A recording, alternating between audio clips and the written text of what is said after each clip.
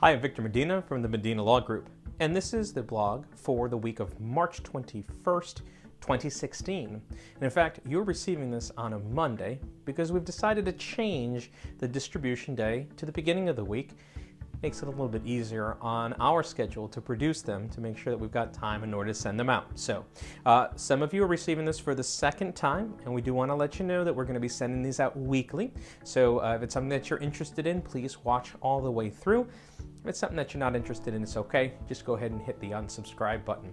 So I wanted to talk to you about three things, and the first thing had to do with a recent article that quoted me talking about some investments. And so I was picked up by the Huffington Post last week talking about stocks that have not gone down in recent time.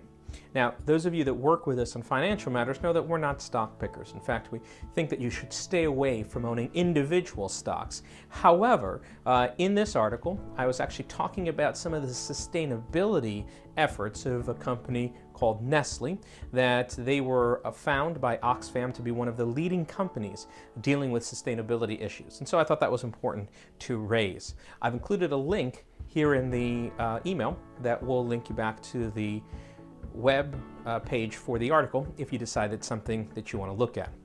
Item number two, those of you that know me well know how much of a tech enthusiast I am. In fact, I'm a self-professed Apple fanboy.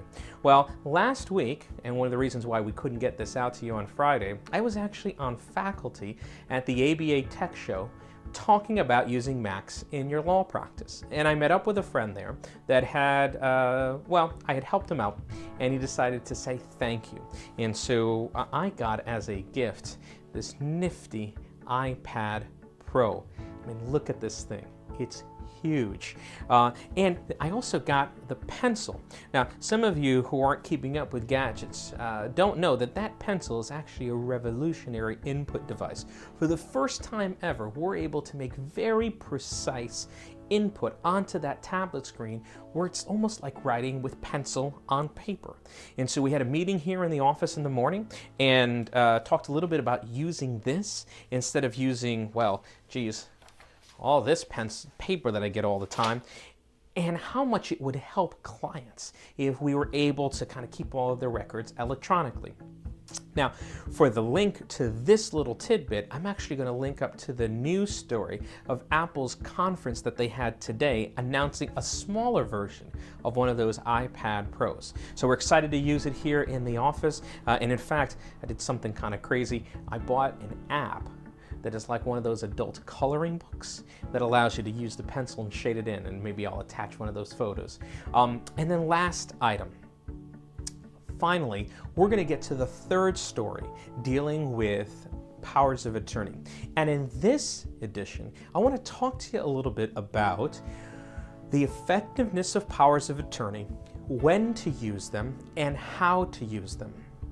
Now, those of you that have done planning with us in the past, you know that we believe that you should have a power of attorney and that you should also have disability planning provisions in your revocable living trust.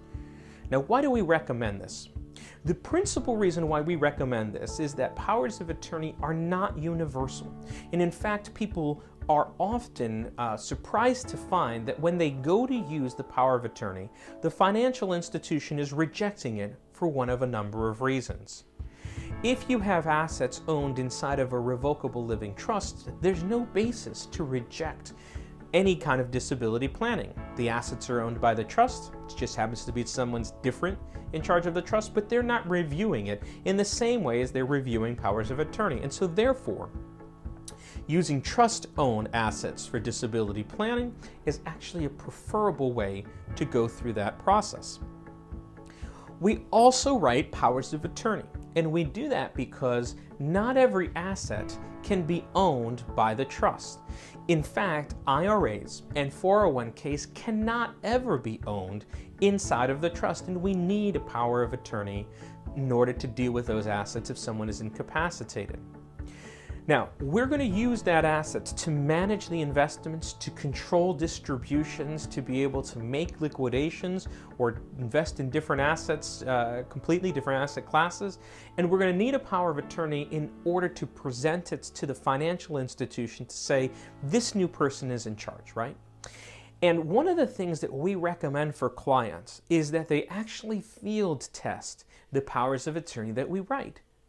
I don't know all of the financial institutions that are out there. And in fact, I haven't tested it across many of them. When we handle financial matters for clients, we custody over in Schwab because they're one of the more liberal companies where they're not going to reject the powers of attorney. And remember, I still need them for assets like my IRAs. But for the rest of those financial institutions, I don't know what they're going to say.